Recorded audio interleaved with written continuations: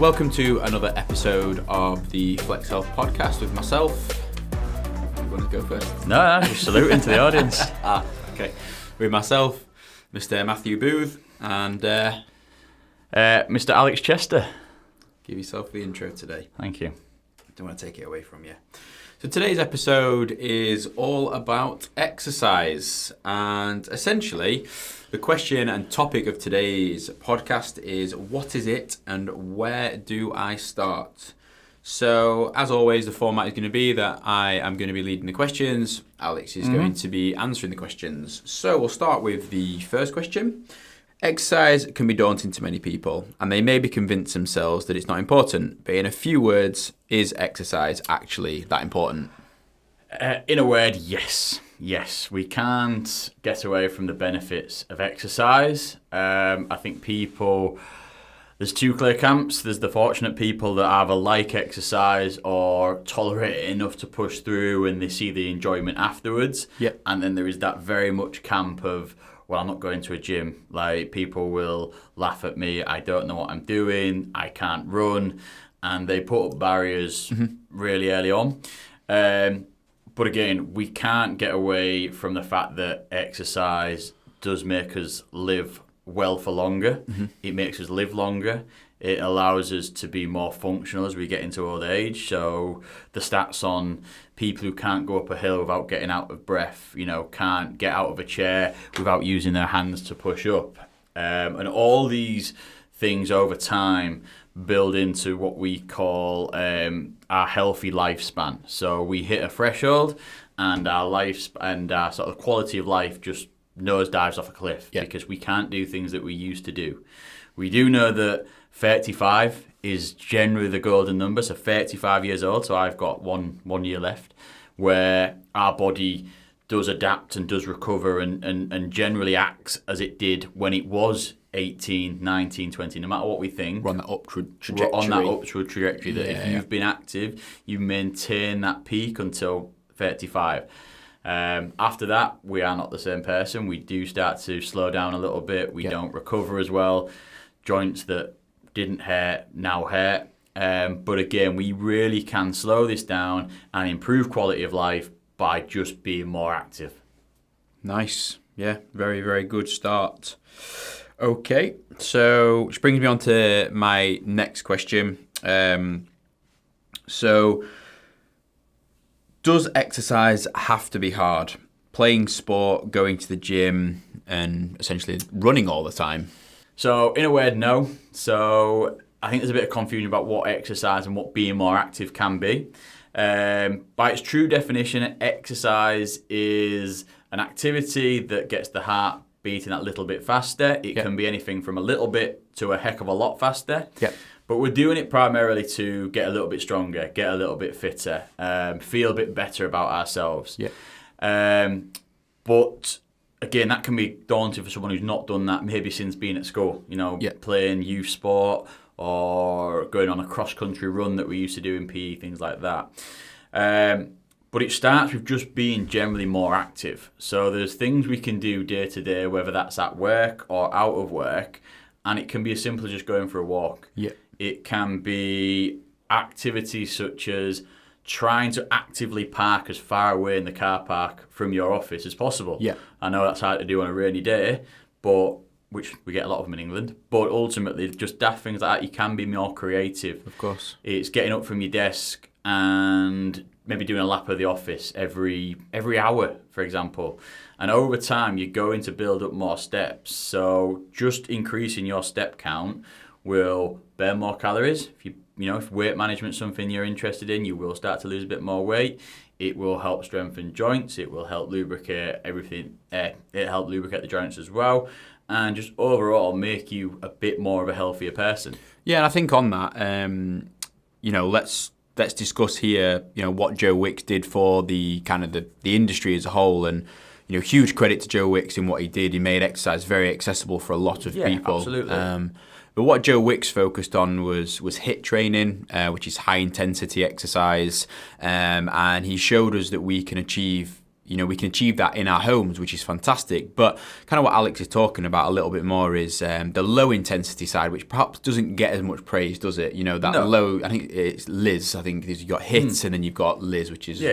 or just moderately intense exercise. Yeah, absolutely. And the HIIT, I always say, is the sexy part of exercise, right? It's what people think they have to do, whereas this lower intensity exercise is people perceive that to be the boring bit, but there's quite a lot of evidence and research out there that Liz's and low intensity exercise can be just as effective as HIIT training because of recovery, and you can do it more often. It can be more enjoyable and those sorts of things. Absolutely, it's more accessible for a start.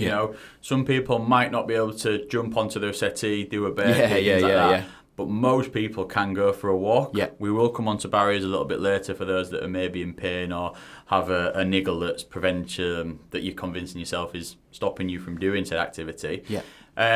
But you have to do a bit more of it. So if we compare the two, if you want to do high intensity, you only need to do 75 minutes of that a week. Okay, right. Which for some people might be a lot better. Because if you only have to do 3 25-minute blasts to get your heart rate up and going and you're meeting minimum requirements, that is enough to keep you healthy. Yeah. When we're doing things that are moderately intense, that's going for a walk, just a stroll with a friend where you can still maintain a conversation, you have to be hitting sort of 150 to 300 minutes of exercise. But again, it can be more enjoyable, it can be more accessible, it can be going for a walk with your family or taking your dog out.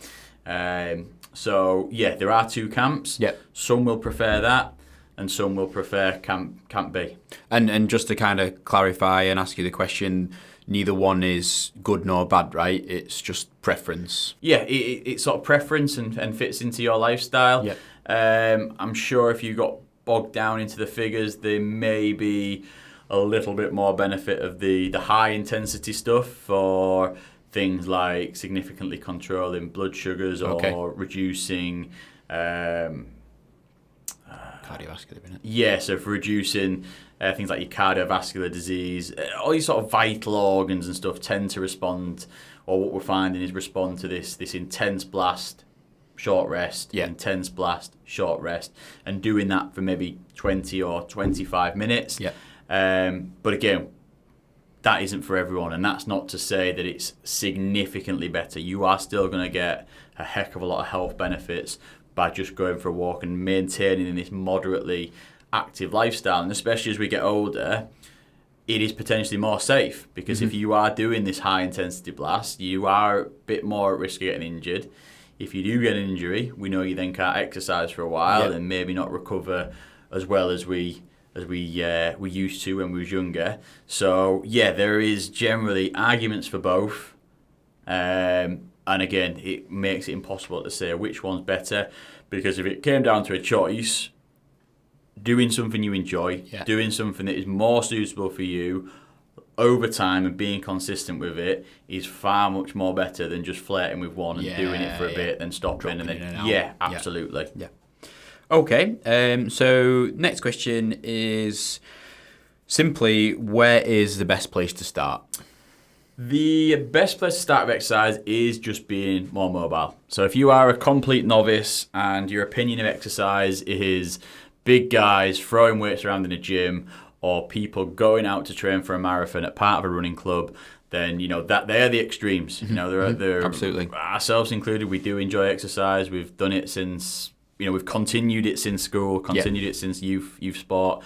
But my gran, for example, she still goes out for a walk. She still walks to the local shop to get her local paper because one, social, but two, it does keep her active. It gets her out the house. It gets the steps in.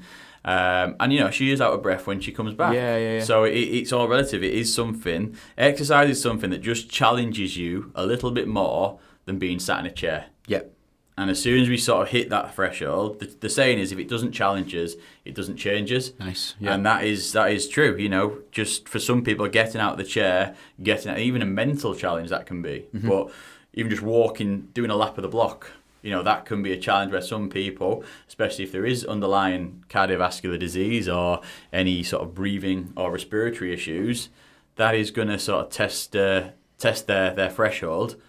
And again, we do that consistently. Our threshold Yeah. goes up because our body's Exactly. our body will always adapt to what we ask it to do. Until the day we die, your body will always adapt on what you're asking it to do. And I think just on that, I think something that we see quite a lot of, that we do a lot of educating around, is that entry level into exercise. As physios, we like to tell our team that perhaps we are the first people that people meet who haven't been to the gym, or we are the first experience of exercise, and really helping people understand that an expectation isn't, if you've never exercised before, the expectation shouldn't be to exercise 5 times a week. It could just be exercising once a week as a start. Absolutely. Enjoy that, and then go to 2, and then go to 3, then go to 4. Yeah. But please don't think that you have to, when January rolls around, we're filming this in the month of September, so we're nearly at January, and we do see this massive increase in people going to the gym, and the expectation for them is to go and do 3, 4, 5 sessions of body attack, body pump, whatever a week, isn't it? Yeah, and I do think, being honest, I do think if you are a complete novice, I do think it helps to talk to somebody. Now, that could be a local physio, it could be us via the app, it could be a personal trainer, but someone who can just hold your hand in them early stages and just give you a foundation to work with. Because there are things like muscle soreness that will kick in. You'll be feeling aches and pains that you've not felt before. So if you don't understand that that's normal and that's just your body saying, right, you've tested me a bit, I'm just recovering a little bit, give me a bit of time off and then we'll go again. Yeah. People who sort of push through that, or the opposite, are terrified and say, I don't want to experience that again, it just builds into them stopping. Yeah.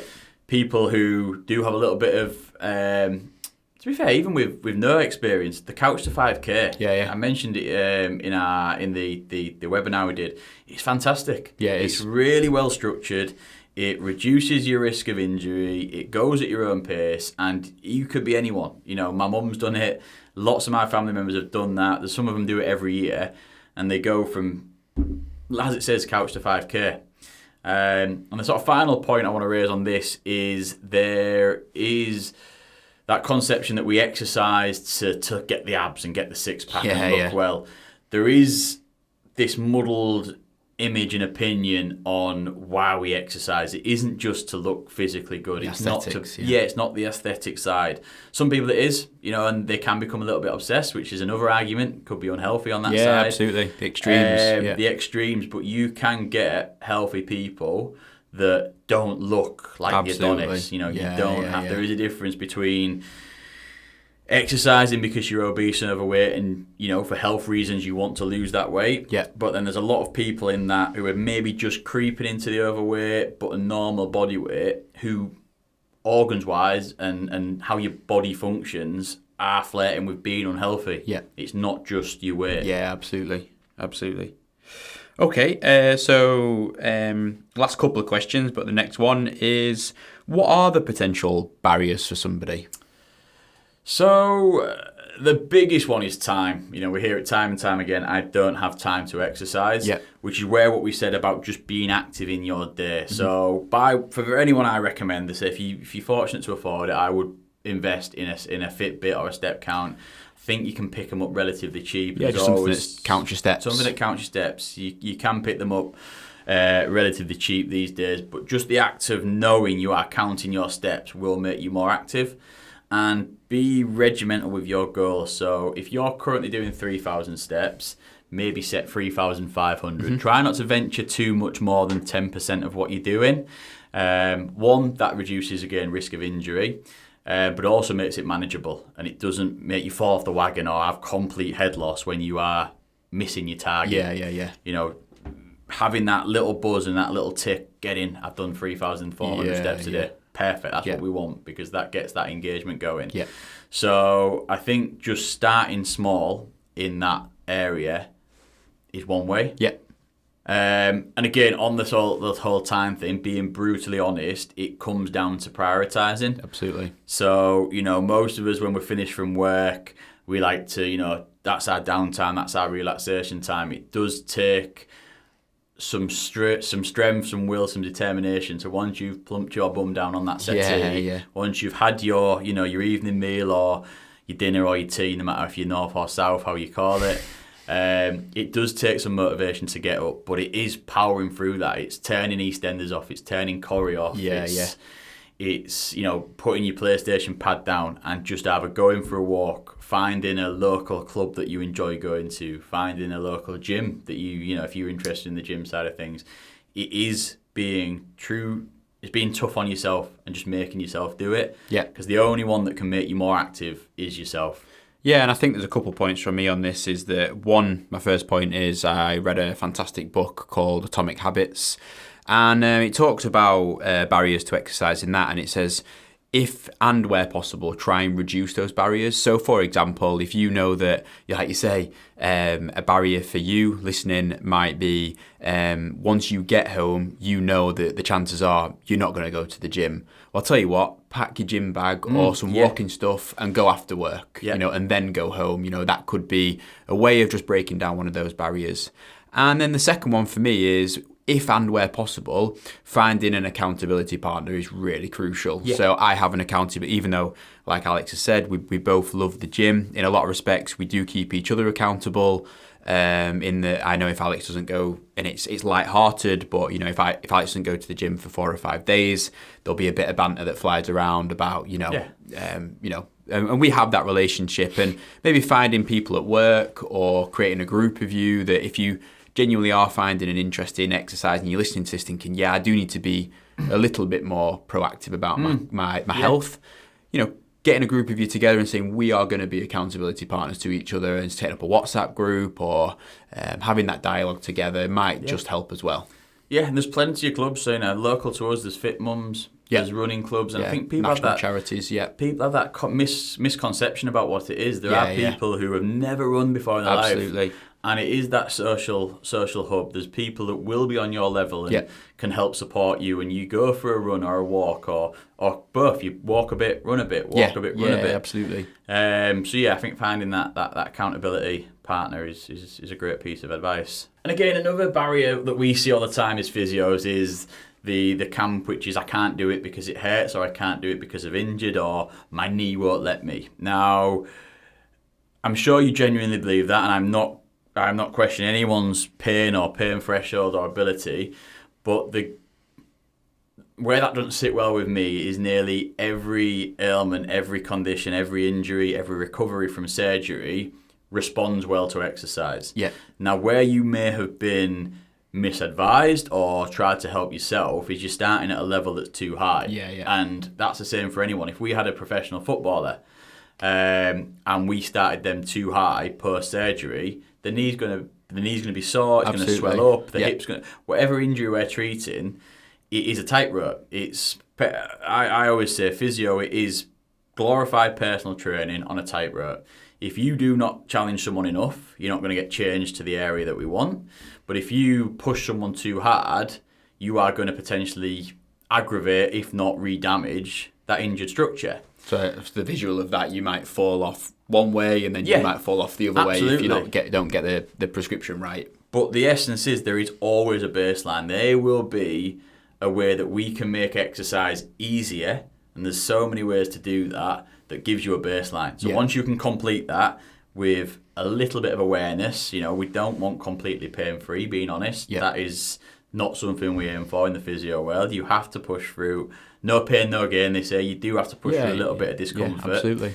But again, we can break that threshold down and you become tolerant to that. Yeah. And then we push you on that little bit further. So for me,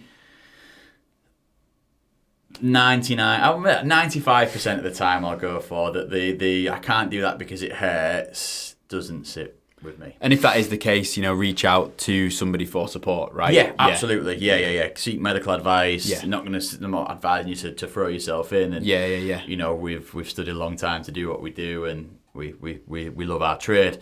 And I don't want to sell it short, but go find someone who can provide the support. Yeah. Or reach out to us via the That's what it's there for. Yeah.